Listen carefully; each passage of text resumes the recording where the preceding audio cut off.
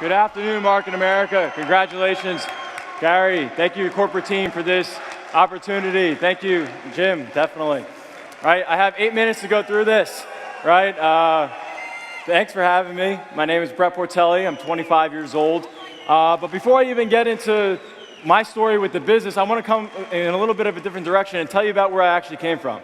So my family is something that really shaped everything about me. The values that shaped me into where this has become today. Can we agree that we all live by a certain set of values? Right? A certain set of values, right? So my family, if the picture comes up real quick, right? My family, my mother and my father both gave me two sets of values that I want to talk about today, right? The first one being for my mom, right, Eileen, right? What she was teaching me was a few things. One, everything rises and falls with family. No matter what, you always take care of your family and you love them. I would actually get yelled at when I would leave the house as a kid because I wouldn't tell her, and she would be like, you have to say I love you before you leave. And I'm like, what are you talking about? She's like, no, you don't understand. Like, you never know when the last time you're going to see someone is. You better make every single moment count, right? And that's something that it hit me later on, which I'll go into. The second thing that she taught me was this, that no matter what, no matter where someone comes from, no matter if they come from a wealthy background, no matter if they come from a not so great background, whether they went to a great school, that they didn't go to school, blue collar, white collar, it doesn't really matter. You see people for who they become and who they can become, not who they actually are today. She always taught me to see people better than they were, right? That's key for this business. A couple other things. With my father, right, he would kind of be on more of the harder side, old school Sicilian man, right? So he would always teach me a few things. One, it was always about discipline. He said, if you're going to start something, you better finish it because your word is everything. Don't be a quitter. No matter what, finish it. Discipline. Never settle. That's something that irritates me, from my generation, if I'm being very honest, is that people settle and they get very complacent. Something that it's kind of hard to admit, but it's true, right? But here's the thing. In addition to that, I remember growing up, and he had this, there's an old joke in my family where we have this like little tiny chair in his office, in the home office, and every single time we would do something wrong, he would bring us in and be like, come see me, sit in the chair. And I'm like, what are you talking about? He's like, just sit in the chair. And now the joke is that if you ever got that text or you got that letter on your door, run. So, but basically what would happen is I would typically make excuses like any kid would growing up for justifications for why I wasn't doing well in school, justifications for why I wasn't getting ahead, why I didn't put 100% effort. And it's something about your parents, they can always tell when you're not going 100%. Can we agree with that? They always have some sort of way of telling you.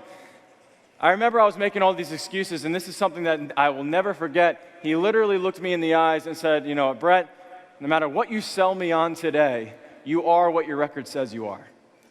And I was like, what are you talking about? He's like, I don't care, you can sell me on anything you want, but your results are what you're putting out, and right now, that's regarding with your effort. And I was like, okay. Here's the problem though. I went into school, in the college, and I kind of lost track of that. And I started my business when I was 19 years old in junior year of St. Joe's University in Philadelphia, right? And what ended up happening was I didn't understand those values. They kind of were hazy. And what I mean by that is that the first 2 years of my business, it was all about me, which is a horrible mindset, where everything was about my personal stats, my personal, UFO, sponsorships, BV, all that kind of stuff. It was horrible. It wasn't about leadership. It was about self-centeredness. And I didn't realize that I was horribly failing, to the point where at my pinnacle in 2.5 years of the business, the most I ever had at an event was 13 people after 2.5 years, which is not very good, right? So I had a realization. It was 2013. I'll never forget it. I came home, right, and here are my two sisters. A lot of you know this story, right, but one of my sisters struggles with autism.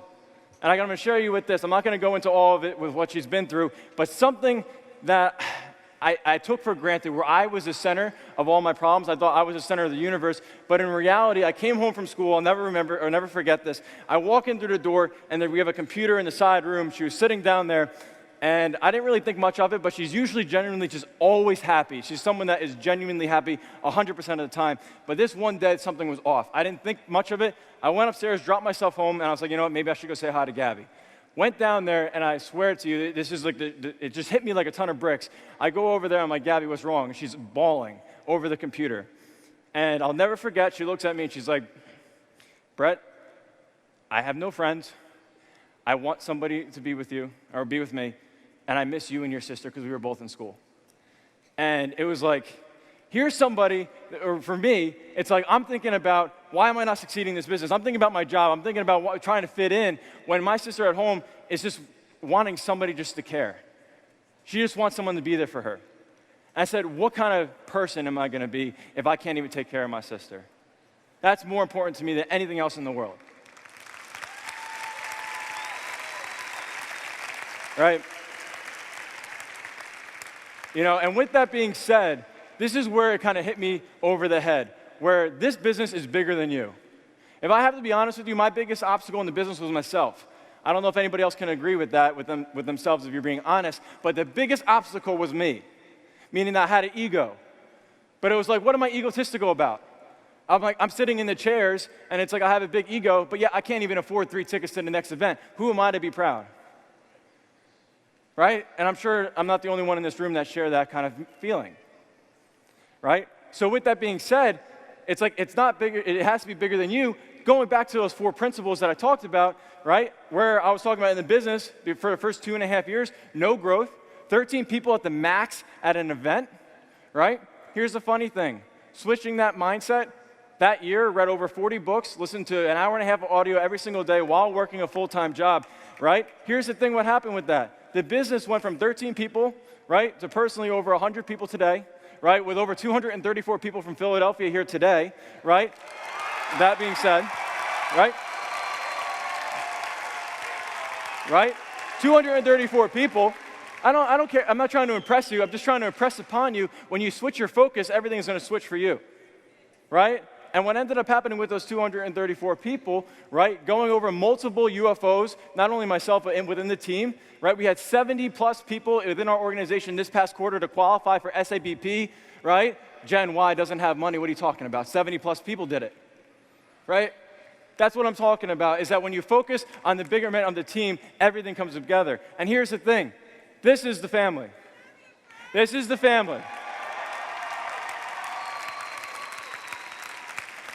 What do I mean by that? Let me go through those 4 disciplines that I forgot about that now we're culturing and growing as a team. As I said before, never settling. You know what irritates me more than anything? When people pull me aside and say, you got the whole college here today.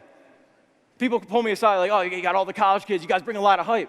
I'm like, yeah, that's great. It's also great when we succeed with hype. And I'm not trying, it's just true. Because it irritates me that people look at us as kids when in reality we're all succeeding together. This is one family. And in addition to that, right? In addition to that, you are what your record says you are. If there are people that are succeeding, the team is continuously growing, isn't there something that's going on that's right? Of course, right? More importantly, let me go into this. With family, as my mother taught me, and this is something that we breed, is that you always don't judge people. You look at them for who they can become. You see the good in them. That's what a leader does. A leader sees the value and the potential and brings it out of the person if they don't even know they have it for themselves.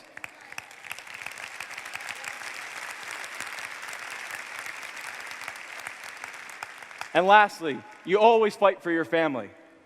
And this is something that it kills me inside because there are people on this team. I'm not going to go through it all, but I know, my best friend, the person that introduced me to the business, Drayton Hodo, some of you might have know of him, right?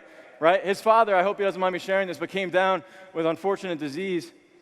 And it's like, he needs that time to be there because you don't know how much more time has left. Right? There are people on the team that parents are depressed with alcoholism and other things, and it's like, we need to take care of those people. There are people that unfortunately have cancer within our team. We need to make sure they're taken care of.